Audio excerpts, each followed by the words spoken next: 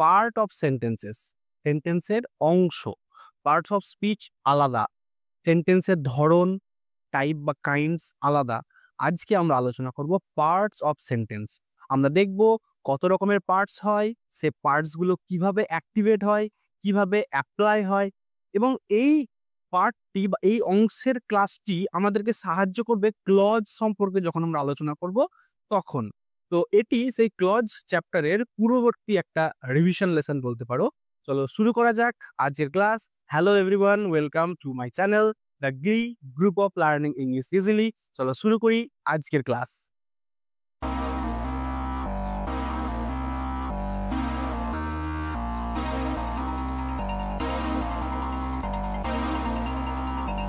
Part of sentence আমরা দেখব 5 রকমের। একটা হলো সাবজেক্ট, তারপরে ভার্ব, অবজেক্ট, কমপ্লিমেন্ট, অ্যাডজাঙ্ক্ট। এবারে তোমাদের কাছে অনেকের কাছেই হয়তো এই সাবজেক্ট, ভার্ব, অবজেক্ট এই তিনটি খুবই পরিচিত এবং বাকি দুটো একটু নতুন। আমরা এভাবেই তো নতুনের পথে এগিয়ে যাব, তাই না? তো আমরা প্রথমেই আলোচনা করে নেব এই পার্টগুলো সম্পর্কে। আজকের আলোচনায় কিন্তু আমি এই ভার্বটি নিয়ে আলোচনা করব না, কারণ ভার্ব নিয়ে একটি ডেডিকেটেড ভিডিও এর পরবর্তী পর্বে আসবে। তো প্রথমে আমি চলে যাব সাবজেক্টে। সাবজেক্ট কি? এত কোনো বাক্যে যে কাজ করে সেই হলো সাবজেক্ট, অর্থাৎ ডুয়ার বা এজেন্ট অফ অ্যাকশন, যাকে আমরা বাংলায় বলি কর্তা। এবারে আমরা জানি, আমরা ছোটবেলায় যখন সেন্টেন্সের অংশগুলো দেখতাম তখন দেখতাম দুই ভাগ, সাবজেক্ট, প্রেডিকেট। সাবজেক্ট মানে ভার্বটি কে সম্পাদন করছে সে হচ্ছে সাবজেক্ট, আর বাকি যা অংশ রয়ে গেল সেটা হচ্ছে প্রেডিকেট।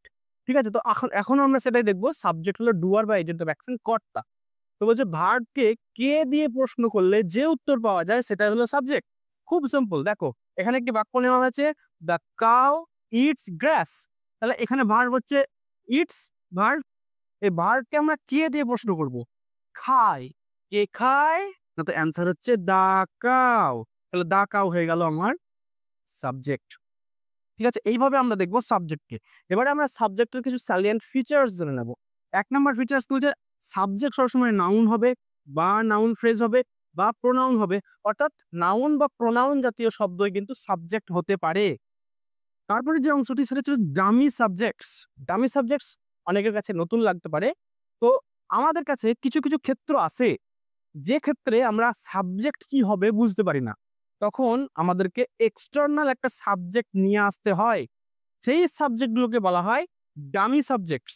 এই ক্ষেত্রে আমরা পাই দুটি এক্সটার্নাল সাবজেক্ট, সেটাকে বলা হচ্ছে ইন্ট্রোডাক্টরি দেয়ার এবং ইন্ট্রোডাক্টরি ইট। এই দেয়ার এবং ইট এই দুটোকে আমরা যখন সাবজেক্টস ব্যবহার করব তখন সে সাবজেক্টগুলোকে বলা হবে ডামি সাবজেক্টস। আমি উদাহরণ দেখাচ্ছি, ইট ইজ রেনিং। এই যে ইট, এটা হলো ডামি সাবজেক্টস। বৃষ্টি হচ্ছে, তাহলে রেন মানে তো বৃষ্টি হওয়া, তাহলে এখানে সাবজেক্ট কি হবে? তখন আমাদেরকে এক্সটার্নাল একটা সাবজেক্ট নিয়ে আসতে হচ্ছে ইট, এটা বলে ডামি সাবজেক্টস। দেয়ার যে দেখো, there is a temple in our village. আমাদের গ্রামে একটি মন্দির আছে। তাহলে our village has a temple, এটা কিন্তু সঠিক সেন্টেন্স হবে না। সেক্ষেত্রে আমাদেরকে ইন্ট্রোডাক্টরি দেয়ার এর ইউজ করতে হবে এবং এটা বলছে dummy subjects. There is a temple in our village. Next দেখবো no subject or implicit subject, অর্থাৎ উজ্জ। আমরা দেখতে পাই কিছু কিছু বাক্যে সাবজেক্ট উজ্জ থাকে, অর্থাৎ সাবজেক্টটা কি সেটা আমরা দেখতে পাই না, ইনভিজিবল থাকে, উজ্জ থাকে, ইমপ্লিসিট থাকে। জেনারেলি আই এবং ইউ এই সাবজেক্ট দুটোই উজ্জ থাকে। আমি এখানে কয়েকটি উদাহরণ নিয়ে নিচ্ছি। দেখো, hope you have a great time, এখানে অ্যাকচুয়ালি আই সাবজেক্ট থাকে, I hope you have a great time. I don't think so, I don't think so. তাহলে এখানে আইটা কিন্তু উজ্জ থাকে, এটাকে আমরা দেখতে পাই না, আমরা জাস্ট এইভাবেই বাক্যটাকে দেখি, hope you have a great time, don't think so আমি এটা মনে করি না। এক্ষেত্রে দেখো ডু ইট, এখানে অ্যাকচুয়ালি ইউ উজ্জ থাকে, ইউ ডু ইট হয়। ইম্পারেটিভ সেন্টেন্সের ক্ষেত্রে আমরা এরকম বাক্য দেখতে পাই, you do it, you sit down, কিন্তু আমরা কি বলি? Sit down. তো এই ছিল আমার সাবজেক্ট সম্পর্কে আলোচনা। এবারে আমরা যাব অবজেক্টের আলোচনায়। একটি বাক্যে অবজেক্ট কোনটি সেটিকে আমরা বিচার করব এই অংশটি থেকে। হোয়াট বা হুম দিয়ে কোশ্চেন করলে যে অ্যান্সার পাওয়া যাবে, ভার্বকে হোয়াট বা হুম দিয়ে কোশ্চেন করলে যে অ্যান্সার পাওয়া যাবে সেটাই হবে অবজেক্ট। সাপোজ আগে আমি যে বাক্যটি লিখেছিলাম আই ইট রাইস, ওই টাইপের একটা বাক্য লিখলাম আই ইট রাইস। এখানে ইটটা হচ্ছে ভার্ব। এই ইটকে যদি আমি হু দিয়ে কোশ্চেন করি তাহলে অ্যান্সার পাওয়া যাচ্ছে আই, তাহলে আইটা হয়ে গেল আমার সাবজেক্ট। এবার এই এই ভার্বকেই যদি আমি কোশ্চেন করি হোয়াট দিয়ে কোশ্চেন করছি, I eat rice, what do I eat, কি খাই, অ্যান্সার আসছে রাইস, তাহলে রাইসটা হয়ে গেল আমার অবজেক্ট। ঠিক আছে, তাহলে ইট ভার্বকে আমি হোয়াট দিয়ে কোশ্চেন করে যেটা অ্যান্সার পেলাম সেটা হয়ে গেল আমার অবজেক্ট। এবার একই রকম ভাবে আই নো হিম, আমি তাকে চিনি, তাহলে এটা হয়ে গেল আমার ভার্ব, এটা হয়ে গেল আমার সাবজেক্ট হু দিয়ে কোশ্চেন করলে। এবার এখানে আমি হুম দিয়ে হোয়াট দিয়ে কোশ্চেন করে অ্যান্সার পাবো না, হোয়াট কি জানি, নাই, কোন অ্যান্সার নাই। হুম দিয়ে কোশ্চেন করো কাকে চিনি, অ্যান্সার আসছে হিম, তাহলে হিমটা হয়ে গেল আমার অবজেক্ট।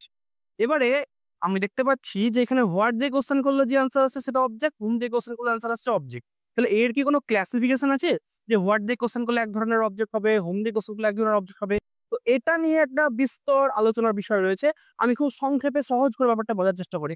সেটা হচ্ছে ডিরেক্ট অবজেক্ট আর ইনডিরেক্ট অবজেক্ট, এই দুটো, বা ডাইরেক্ট বা ইনডাইরেক্ট অবজেক্ট, যা উচ্চারণ করবে অসুবিধা নেই। এবারে এই ডাইরেক্ট অবজেক্ট আর ইনডাইরেক্ট অবজেক্ট নিয়ে প্রচুর কনফিউশন থাকে, আমি সব কনফিউশন ক্লিয়ার করছি আজকে। দেখো এই বাক্যটার কথা ধরে নাও, আই ইট রাইস, এখানে হোয়াট দিয়ে কোশ্চেন করা হয়েছে, অ্যান্সার এসছে রাইস, অবজেক্ট। এই অবজেক্টটাকে আমরা ডাইরেক্ট অবজেক্ট বলবো না ইনডাইরেক্ট অবজেক্ট বলবো? অ্যান্সার হলো ডাইরেক্ট অবজেক্ট বলবো। তাহলে এবার সকলের মধ্যে একটা ধারণা তৈরি হতে পারে যে হোয়াট দিয়ে কোশ্চেন করলে ডাইরেক্ট অবজেক্ট, হুম দিয়ে কোশ্চেন করলে ইনডাইরেক্ট অবজেক্ট। ভুল, ভালো করে ব্যাপারটা শোনো। এখানে যখন আমি দ্বিতীয় বাক্যটায় হুম দিয়ে কোশ্চেন করলাম, অ্যান্সার হলো হিম, এবং এটা একটা অবজেক্ট হলো, এটাও ডাইরেক্ট অবজেক্ট। ঠিক আছে, ভালো করে বোঝো। তাহলে ইনডাইরেক্ট অবজেক্টটা কোথায় পাবো আমরা, সেটা নিয়ে আমরা আলোচনা করবো। দেখো এখানে দেখো সি গেভ মি, তাহলে এটা হলো একটা ভার্ব, এইটা হলো হুম দিয়ে কোশ্চেন করা অ্যান্সার, হুম দিয়ে কোশ্চেন করা answer. She gave me a pen, এটা হলো ভার্ব, এইটা হলো অবজেক্ট, এটা কিন্তু হোয়াট দিয়ে কোশ্চেন করা অবজেক্ট। ওকে, এই দুটো বাক্যের ক্ষেত্রে, এই বাক্যটার ক্ষেত্রে এবং এই বাক্যটার ক্ষেত্রে, দুটো ক্ষেত্রে এটা হলো ডাইরেক্ট অবজেক্ট, এটাও হলো ডাইরেক্ট অবজেক্ট। অর্থাৎ কোনো বাক্যে যদি একটাই অবজেক্ট থাকে এবং সেই অবজেক্টটা হোয়াট দিয়ে কোশ্চেনকে স্যাটিসফাই করুক বা হুম দিয়ে কোশ্চেনকে স্যাটিসফাই করুক, সেই অবজেক্টটা কিন্তু ডাইরেক্ট অবজেক্ট হবে।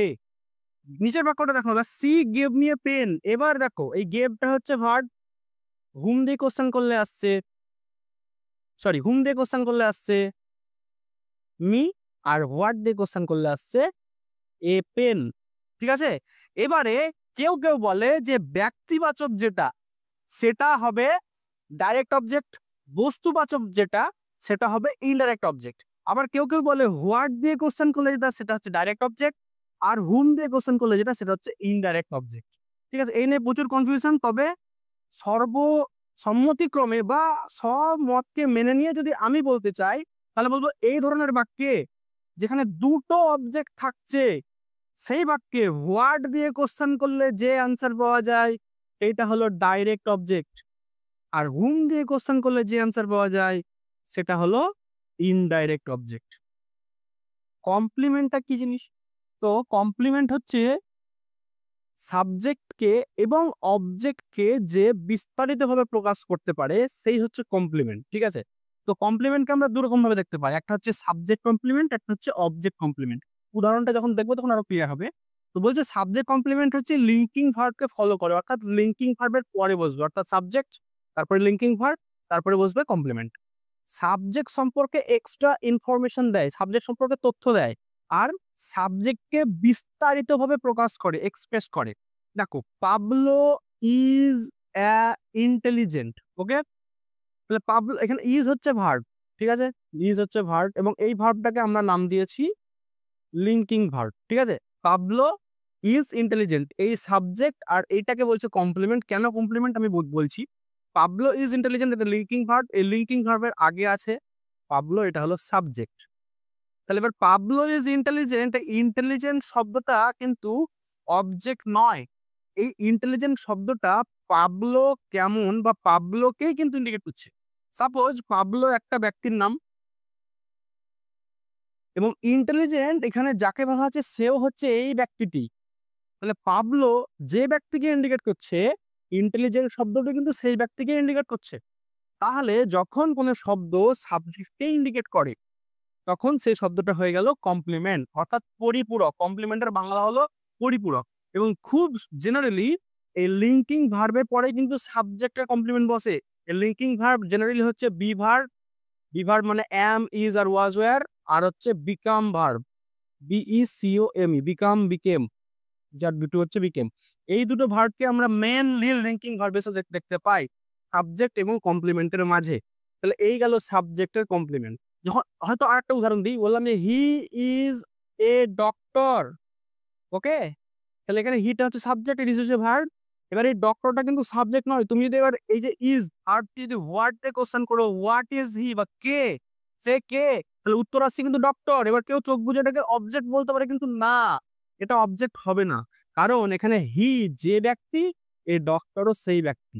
তাহলে যখন কোনো ভার্বকে আমরা কি দিয়ে কোশ্চেন করে সেই সাবজেক্টটিকে উত্তর হিসেবে পাবো বা সাবজেক্টটি সম্পর্কে বিস্তারিত তথ্য পাবো, তখন সেটা কিন্তু আর অবজেক্ট থাকবে না, তখন সেটা হয়ে যাবে কমপ্লিমেন্ট এবং সাবজেক্টের কমপ্লিমেন্ট। তাহলে এরা একে অপরের পরিপূরক। যেই হি সেই ডক্টর, যে ডক্টর সেই হি, যেই পাবলো সেই ইন্টেলিজেন্ট, যে ইন্টেলিজেন্ট সেই পাবলো। ওকে, এটা হলো সাবজেক্টের কমপ্লিমেন্ট। এবার আমরা আসছি অবজেক্টের কমপ্লিমেন্ট। অবজেক্ট কমপ্লিমেন্ট কি? তো অবজেক্টকে ফলো বা মডিফাই করে, অর্থাৎ অবজেক্টের পরে বসে এবং অবজেক্টকে মডিফাই করে, অবজেক্টকে বিস্তারিতভাবে প্রকাশ করে, অর্থাৎ অবজেক্ট সম্পর্কে এক্সট্রা ইনফরমেশন দেয়, ওকে এক্সপ্রেস করে। দেখো, আই ফাইন্ড হিম ইন্টেলিজেন্ট, তাহলে এই ফাইন্ডটা হচ্ছে ভার্ব, এই আইটা হচ্ছে সাবজেক্ট, ওকে। এবারে হিমটা কি? হিমটা কিন্তু এখানে অবজেক্ট, এখানে আর কোনো অবজেক্ট নাই, তাই এটাকে আমরা ডিরেক্ট অবজেক্ট বলতে পারি। হুম কোশ্চেনকে স্যাটিসফাই করছে, হিম। এবারে ইন্টেলিজেন্ট এই শব্দটি কে, আই না হিম? ভালো করে দেখো Bangla. I find him intelligent, আমি তাকে বুদ্ধিমান হিসেবে খুঁজে পেলাম, তাহলে এই বুদ্ধিমানটা কে? হিম। তাহলে এই বুদ্ধিমান বা ইন্টেলিজেন্ট শব্দটি কাকে মডিফাই করছে? হিমকে মডিফাই করছে। তাহলে এই ইন্টেলিজেন্ট যে, এই হিম ব্যক্তিও সেই, আর এই হিম ব্যক্তি যে ইন্টেলিজেন্টও সেই। তাহলে এটা হয়ে গেল একে অপরের পরিপূরক, তখন এটা হয়ে গেল অবজেক্ট কমপ্লিমেন্ট। আর একটা বাক্য দেখো, ইউ মেড মি স্যাড, তাহলে মেড হচ্ছে ভার্ব, ইউ হচ্ছে সাবজেক্ট, এই মিটা হচ্ছে ডাইরেক্ট অবজেক্ট। হুম কোশ্চেনকে স্যাটিসফাই করছে। তুমি কাকে বানিয়েছিলে? না তো আমাকে, ওকে। এবার কি বানিয়েছিলে? না তো স্যাড বানিয়েছিলাম, কিন্তু এখানে কি এর অ্যান্সার স্যাটিসফাই করছে না, কারণ এখানে এই স্যাডটা হয়ে যাচ্ছে মি, মানে আমি দুঃখী আর যে দুঃখী সেই হচ্ছে আমি। তাহলে এই স্যাড এই মি কে মডিফাই করছে, এই স্যাড মি এর পরে পরেই বসেছে, এই স্যাড মি কে এক্সপ্রেস করছে, এক্সট্রা ইনফরমেশন দিচ্ছে মি সম্পর্কে, যে এই মি স্যাড হয়েছে। তাহলে এটা তখন হয়ে গেল অবজেক্ট কমপ্লিমেন্ট। ক্লিয়ার? তাহলে কমপ্লিমেন্ট দু রকমের, সাবজেক্ট কমপ্লিমেন্ট এবং অবজেক্ট কমপ্লিমেন্ট। আমি খুব সুন্দরভাবে উদাহরণের সাহায্যে বোঝানোর চেষ্টা করলাম। আমরা ভিডিও শেষ পর্যায়ে এসে গিয়েছি। আজকের এবারের অংশটির নাম হচ্ছে অ্যাডজাংস। অ্যাডজাংসকে আবার অনেকে অ্যাডভার্বিয়ালসও বলে। আমরা যখন বলি না বাক্যের বাকি অংশ, রেস্ট অফ দ্য সেন্টেন্স, বাক্যের বাকি অংশ, এই বাক্যের বাকি অংশটাই হলো এই অ্যাডজাংস, ঠিক আছে? সাবজেক্ট, অবজেক্ট, কমপ্লিমেন্ট ছাড়া বাক্যের যে বাকি অংশ থাকে সেটা হচ্ছে অ্যাডজাংস। বলছে মূল সেন্টেন্স স্ট্রাকচারকে প্রভাবিত করে না, অর্থাৎ এই অংশটি যদি কোনো বাক্যে নাও থাকে, তাহলে বাক্যের যে prime structure, subject verb object বা সাবজেক্ট ভার্ব কমপ্লিমেন্ট অথবা সাবজেক্ট প্লাস ভার্ব, শুধুমাত্র এইটুকুতে একটা বাক্য হতে পারে, এই অংশটুকুকে কোনোভাবে প্রভাবিত করবে না, এটা থাকলেও বা না থাকলেও কোনো কিছু যায় আসে না মূল সেন্টেন্স স্ট্রাকচারের। কিন্তু অর্থগত দিক থেকে বা ভাবের প্রকাশের দিক থেকে কিন্তু পার্থক্য ঘটতে পারে। এবং যে বাক্যে এক্সট্রা ইনফরমেশন যোগ করে, বাক্যে এক্সট্রা তথ্য দেয়, এবং যে তথ্যটাই হয়তো আমাদের মনের ভাব প্রকাশ করার প্রধান অংশ হতে পারে। সেই জন্য ভাবগত দিক থেকে কিন্তু একটা গুরুত্ব রয়েছে, কিন্তু টেকনিক্যালি বা কনস্ট্রাকটিভ দিক থেকে, একটা সেন্টেন্সের কনস্ট্রাকশনের দিক থেকে কিন্তু এটা গুরুত্ব সেরকমভাবে নেই। তো বলছে দেখো, দে ওয়েটেড আউটসাইড ফর এজেস, তাহলে এইটা হয়ে গেল আমার সাবজেক্ট, এটা হয়ে গেল আমার ভার্ব। এই যে দুটো অংশ রয়েছে, এই দুটো অংশই কিন্তু হচ্ছে অ্যাডজাংক্টস, এটাও অ্যাডজাংক্ট। এবার দেখো, যদি আমি বলি যে তারা বাইরে অনেক সময় ধরে বা যুগের পর যুগ ধরে অপেক্ষা করছে, তাহলে এই অংশটুকুকে যদি আমি না দিই, দে ওয়েটেড, তাহলে কিন্তু একটা সেন্টেন্স স্ট্রাকচার কিন্তু দাঁড়িয়ে যাচ্ছে, subject plus verb, they waited, it's fine. কিন্তু এই যে অংশ দুটি, এটাই কিন্তু আসল অংশ ভাবগত দিক থেকে, যে তারা বাইরে অপেক্ষা করছে এবং ফর এজেস, যুগের পর যুগ ধরে। তাহলে এই অংশ দুটি কিন্তু ভাবগত দিক থেকে খুবই গুরুত্বপূর্ণ, স্ট্রাকচারালি নয়। এই দুটি অংশ হচ্ছে অ্যাডজাংস। তো পরের বাক্যটা দেখো, suddenly it started to rain, তাহলে এটা হচ্ছে সেই আমাদের দামি সাবজেক্ট, স্টার্টেড টু রেন এটা হচ্ছে ভিউ টু, এটা হচ্ছে আরেকটা ভার্ব, নন ফাইনাইট ভার্ব। এবার সাডেনলি এই অংশটা হচ্ছে অ্যাডজাঙ্ক। দেখো এই অংশটা যদি নাও থাকে, ইট স্টার্টেড টু রেন, এটা কিন্তু একটা স্ট্রাকচারালি সঠিক বাক্য। সাডেনলিটা যোগ করেছে যে হ্যাঁ হঠাৎ করে বৃষ্টি পড়তে শুরু করেছিল, তো এই সাডেনলিটা এক্সট্রা ইনফরমেশন যোগ করছে, ভাবগত দিক থেকে আমাদেরকে একটা ইম্পর্টেন্স দিচ্ছে, কিন্তু টেকনিক্যালি এর ইম্পর্টেন্স পাচ্ছে না, অর্থাৎ এটা না থাকলেও কোনো ব্যাপার নেই। এই অংশটাকে বলা হয় অ্যাডজাংস। ঠিক আছে, তাহলে আমরা এই পার্টস অফ এ সেন্টেন্সের সাবজেক্ট, অবজেক্ট, কমপ্লিমেন্ট এবং অ্যাডজাংট এই 4টি বিষয় সম্পর্কে পড়লাম। পরবর্তীকালে আমরা ভার্ব সম্পর্কেও জানবো। আশা করি পার্ট অফ সেন্টেন্স বা সেন্টেন্সের স্ট্রাকচার সম্পর্কে তোমাদের একটি ধারণা বা কনসেপ্ট ক্লিয়ার ভাবে তৈরি হয়ে গেল, যেটা আমার আকাঙ্ক্ষা, যেটা আমার চাওয়া। এই ভিডিওর মূল উপজীব্য বিষয় হলো সেইটি। আশা করি তোমরা শিখতে পারছো। এভাবেই তোমরা শিখে যাও, ইংরেজি শিখতে থাকো আমার সঙ্গে, আমার চ্যানেলের সঙ্গে জুড়ে থেকে। দেখা হচ্ছে আবার পরের ভিডিওতে নতুন একটা টপিক নিয়ে। ততক্ষণ পর্যন্ত সাইনিং অফ।